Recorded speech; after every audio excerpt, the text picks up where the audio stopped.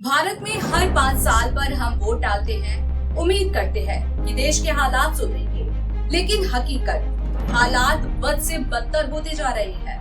चुनाव जीतने के लिए करोड़ों रुपए के घोटाले, वोटर लिस्ट में हेराफेरी, ईवीएम विवाद और नेता अफसरों की साठगांठ, ये सब अब नॉर्मल बन चुका है। और ये खेल सिर्फ चुनाव के वक्त नहीं बल्कि सरकार के पूरे कार्यकाल में चलता है, चाहे वो घोटाले हो, एजेंसियों का दुरुपयोग हो या जनता के पैसों की लूट हो। सवाल ये है कि आखिर कब तक हम इस सिस्टम के गुलाम बने रहेंगे, कब तक नेताओं के झूठे वादों और गंदे खेल का शिकार बने रहेंगे।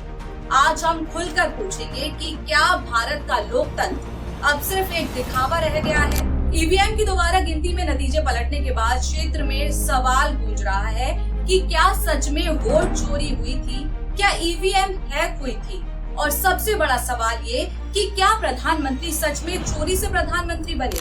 वोटर लिस्ट से लाखों का नाम गायब हुआ, ईवीएम पर छेड़छाड़, पुलिस प्रशासन से लेकर चुनाव आयोग तक हर जगह राजनीतिक कब्जा। ये सिर्फ चुनाव जीतने का खेल नहीं, ये जनता के हक की सीधी चोरी है। पिछले कुछ दिन देश के लोकतंत्र के लिए ऐतिहासिक रहे। हरियाणा के पानीपत में हुए पंचायत चुनाव में एक हार चुके उम्मीदवार मोहित कुमार ने अपनी हार को सुप्रीम कोर्ट के सामने चुनौती दी। आरोप लगा कि ईवीएम मशीन में धांधली हुई है और अफसरों की मिलीभगत से वह चुनाव हार गया है।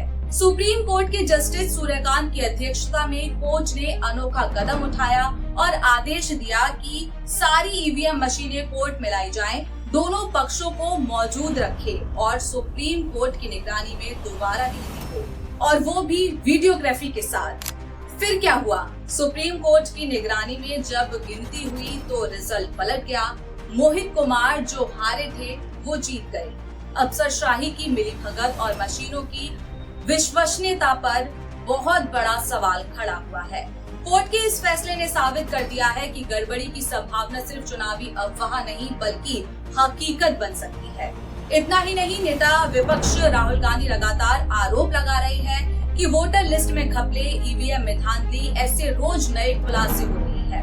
उन्होंने वोटर लिस्ट का पूरा कच्चा चिट्ठा सामने रखा और सुप्रीम कोर्ट ने भी चुनाव आयोग से कहा कि जिनके नाम वोटर लिस्ट से हटाए गए हैं उनकी पूरी सूची सार्वजनिक की जाए।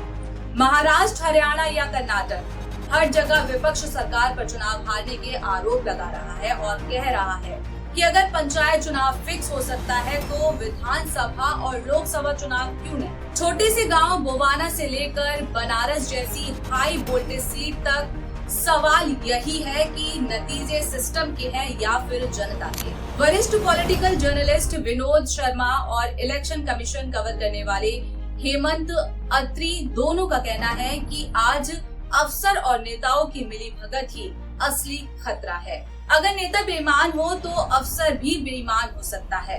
सुप्रीम कोर्ट के फैसले में भी सिर्फ फैसला दिखता है, इंसाफ नहीं, क्योंकि दोषियों को सजा नहीं मिलती, सिर्फ रिजल्ट बदल जाता है लेकिन सिस्टम वैसा की वैसा ही रह जाता है। विशेषज्ञ कहते हैं कि न केवल मशीनें बल्कि वोटर लिस्ट, काउंसिल, अफसर से लेकर पूरा सिस्टम सवालों के घेरे में है।